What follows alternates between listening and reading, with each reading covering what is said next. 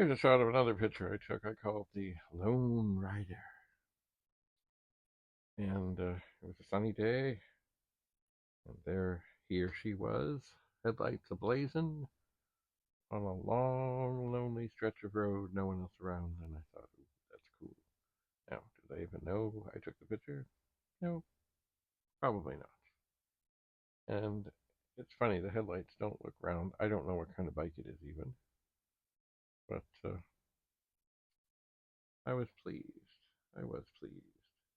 This this would make a fine poster. It would maybe in a well, I mean, it could be in a Harley store, but once again, I don't know what kind of bike it is. Anyway, you take pictures, keep taking them, keep shooting, and train your eye.